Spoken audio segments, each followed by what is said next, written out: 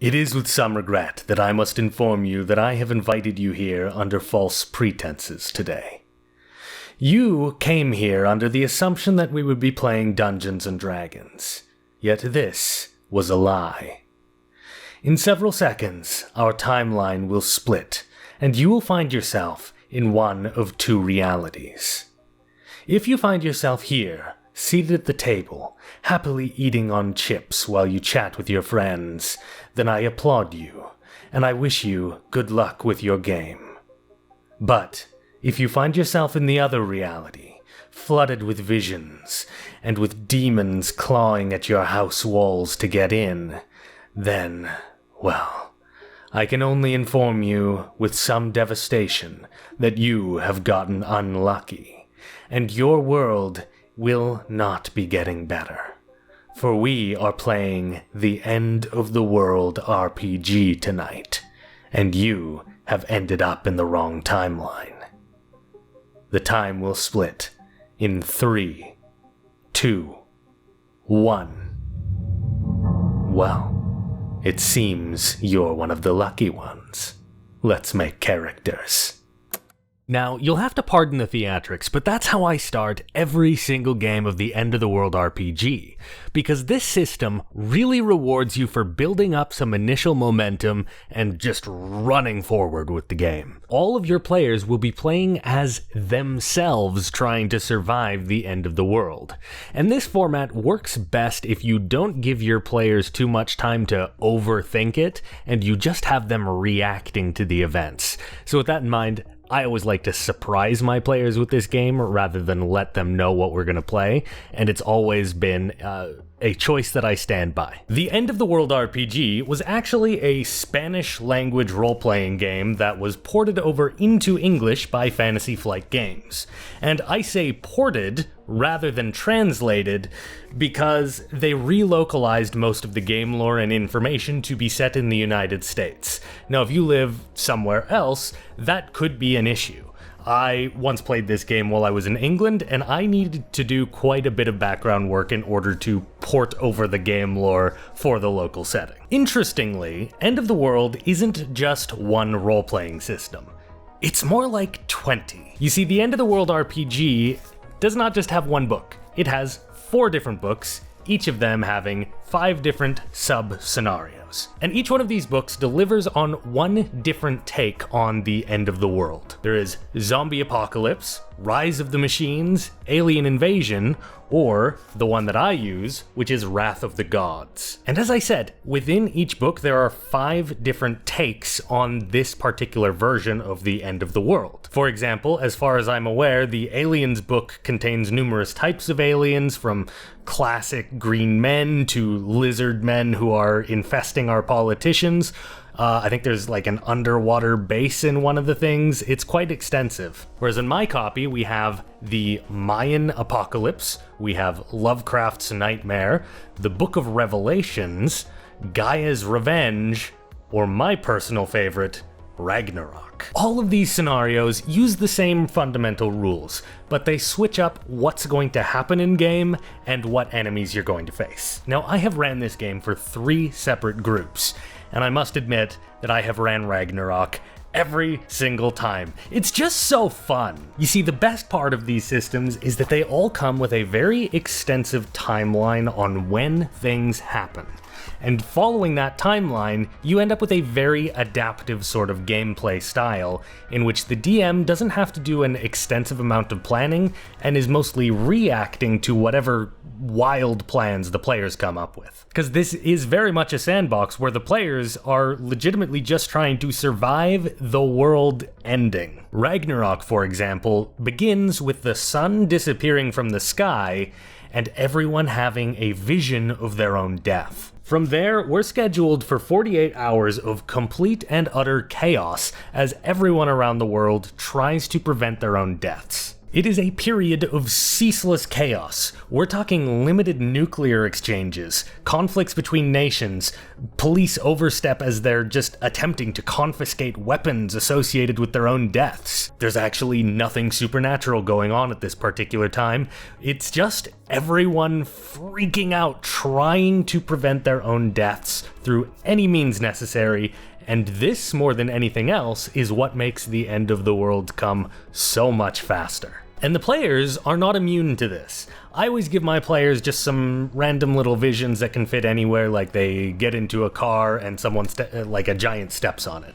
Or stuff like that. Stuff that I don't have to plan exactly where and when it's going to happen, but I make it distinctive enough that when the players start to notice scenarios lining up for that, they'll go, no, we can't get in that car, you know? And sometimes it can even be a pretty good railroading trick because for a lot of people, especially if they live on a coastline, the idea to survive the end of the world is to hop on a boat, go to a small island, and wait this whole thing out. But they're gonna miss the whole plot if they do that. So to prevent that, it can be worth making one of the death visions be boat-related so that they're all very terrified to get onto a boat. And when those 48 hours are up, Fenris, the great wolf of Norse mythology, erupts from mountains in Scandinavia and begins wreaking havoc on the world. And then, the real fun begins. Do you know what else is fun? Liking and subscribing to the channel. I'm going to be doing a little bit more systems coverage for the near future because I just don't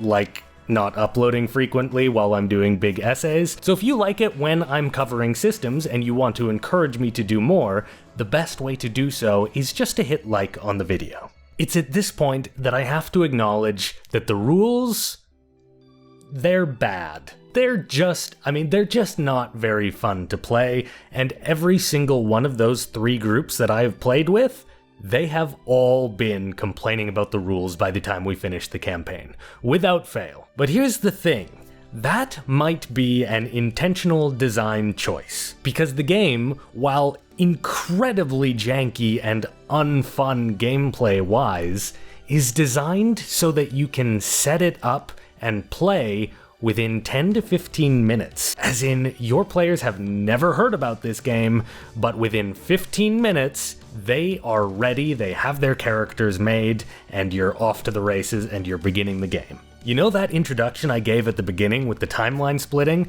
Well, you can go right from that, and within 15 minutes, you are in-game. The other thing is that the system has been given the very difficult task of being relatively universal. There are a million different scenarios, more than a million different scenarios that you are going to have to account for, and so is the system.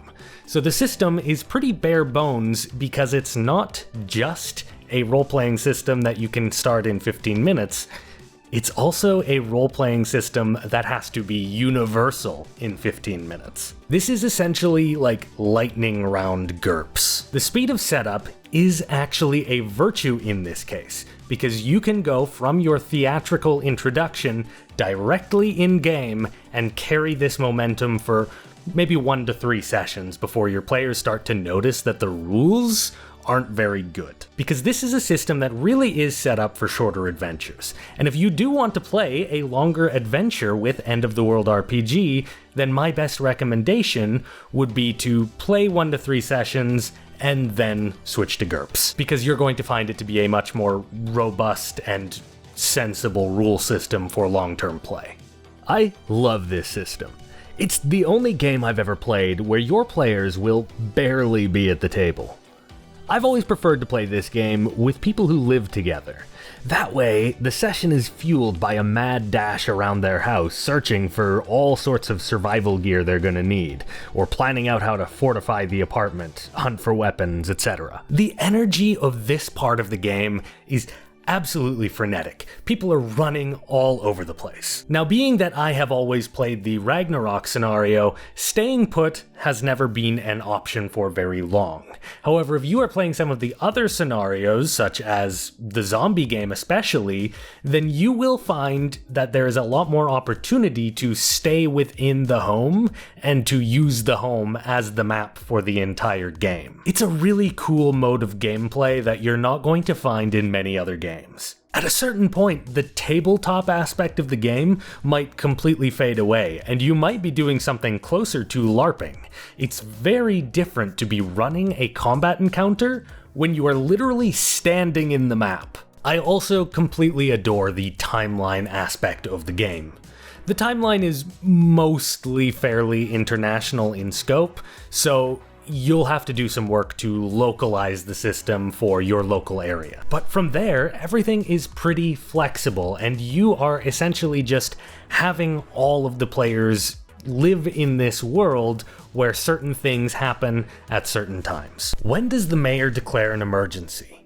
When does the evacuation start? And when does the city get carpet bombed to contain the threat? All of these things are external to the player, and they will be reacting to them, and that is the fun of the game. Not only that, but your players are also probably going to be checking the radio and the TV and the news and calling loved ones to try and figure out what's going on everywhere. So having this timeline is a really, really good way to actually be able to answer those questions your players are asking. And sometimes the timeline will just coincide with incredible things that you had never intended to happen. In my Ragnarok game, my players were negotiating a deal between the dwarves and the Canadian army. So the dwarves have this whole thing where they trade for objects of sentimental value. For example, one of my players actually traded away their wedding ring for a sword that could hurt frost giants. So with that in mind, when they're trying to secure an arms deal for an entire nation, they need to trade away artifacts of national importance. You know, things that actually feel like a slap in the face to give away. So they'd done their rounds and they were working with the army, so they had access to some more transportation than usual, so they were able to get around pretty well. And one of the things on their list was a tombstone from Flanders Fields. So after getting airlifted to Belgium, they arrive at Flanders Fields, and I will let you know that they were the ones who had set the itinerary of where and when they were going to do this. This was a player-driven plan. I did not really design this, I just kind of made the dwarves request, and the players had to, figure out where and when to go. So by coincidence, they happened to have arrived at Flanders Fields, a World War I burial site, on the day that hell arose from the underworld and raised armies of the dead. I didn't plan that, it just happened, and the game is set up to make events like that happen all the time. And they are absolutely going to happen in your game if you play the End of the World RPG. I absolutely cannot recommend this game enough, because while the End of the World might be one of the worst rule systems I've ever played, it's also one of the best games I've ever played.